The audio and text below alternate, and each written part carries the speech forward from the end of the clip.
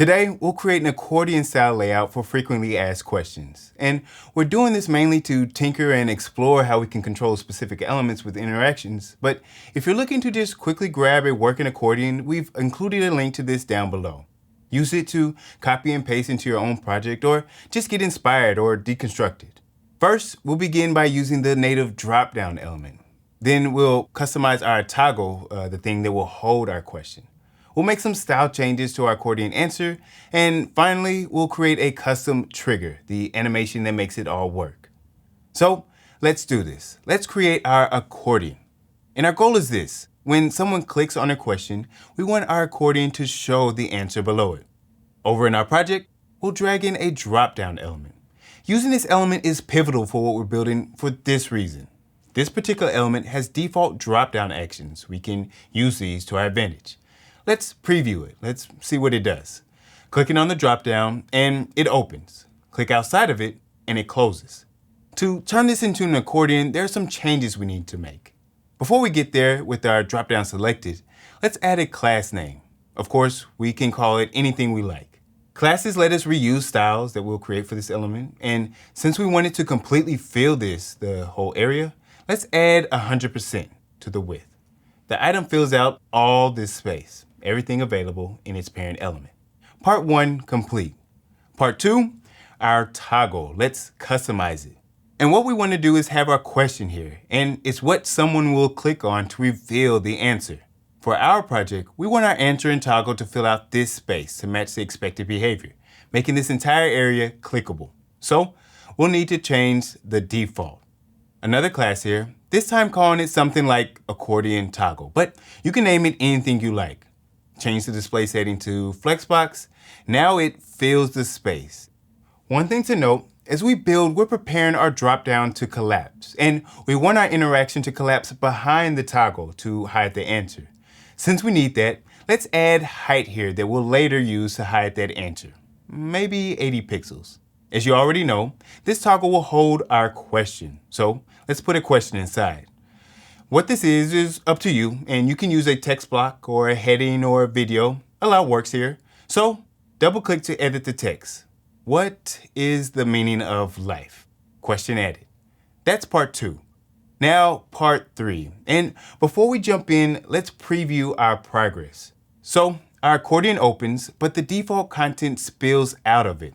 Of course, that's not what we want, but this happens because the default for the drop-down list is set to position absolute.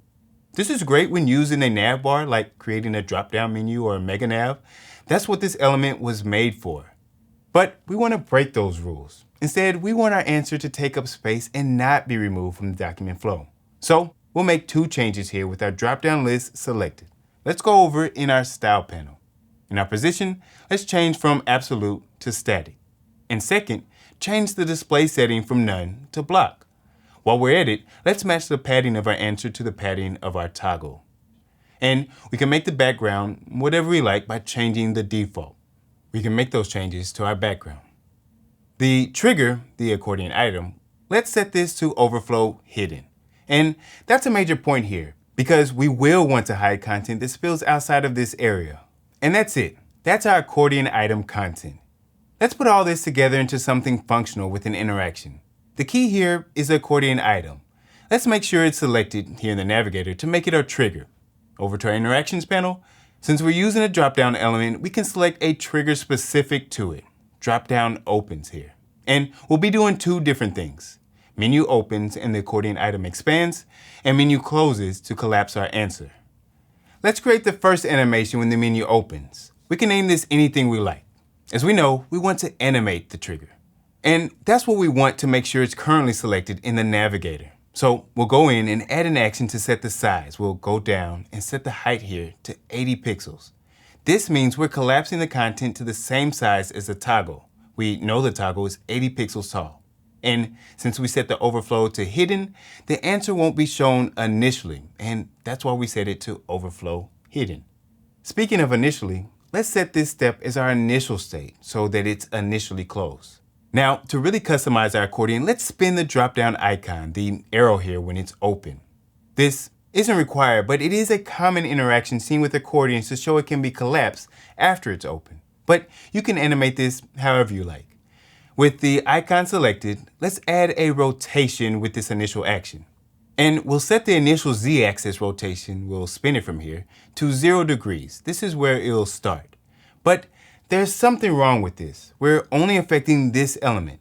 If we reuse this interaction on other FAQs, it will only work for this one. Let's get out of the interaction and add a class name to our icon so that the interaction will affect any child with that class name. All we have to do is name that class. And after we do, we'll just select the accordion item again to make sure we're able to access that interaction. Of course, back in interactions, we can see it right there. So let's go back to finish the job we started. Change the action from this selected element to class, yes.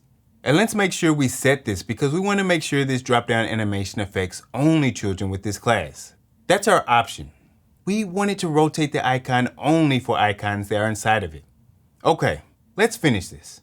Over in the navigator, let's select our accordion item. And let's add an action, a size animation, to open the accordion. Auto does this for us. It lets this element expand based on the contents automatically. And with the icon selected here, let's add to our size action. Let's add an action at the same point as our size action. And we'll set the rotation to 180 degrees on the z-axis. That'll spin it. If we preview this now, as expected, clicking on the question works perfectly. Let's build the other part of this, the collapsing effect. Let's back out from here and create a new animation on menu close. We can start building out what we'll call accordion close, or any name we like. And this one's even simpler. With the accordion item selected, we'll set the size, the height of it, to match 80 pixels here. And with the icon, accordion icon, selected, we'll set the rotation to 0 degrees on the z-axis. If you go to preview mode, it works perfectly. Open, close. Need to add some more items? Select the accordion item here in the navigator. To copy, let's hit Command-C on Mac, Control-C on PC, and then Command-V or Control-V to paste. And we'll paste this a total of 3 times. Back in preview, you'll notice now that opening one and then clicking to open another automatically closes it. And that's important. The drop-down element automatically does this for us. That's it. That's the core functionality of an accordion. So we covered creating a custom accordion using the drop-down element. Then walk through how to customize our accordion toggle, which holds our question. We customize our accordion answer, the answer that drops down beneath our question. And finally 4, we created a custom accordion trigger that animated when someone clicks on the question. Will I build this from scratch each and every time? No. I'll be copying and pasting. So check out Greamer's lesson on copying and pasting between projects if you haven't already seen it. But for those of us who want to build from scratch, and for those of us who just want to better understand how these things are put together, this is one way to create a custom accordion in Webflow.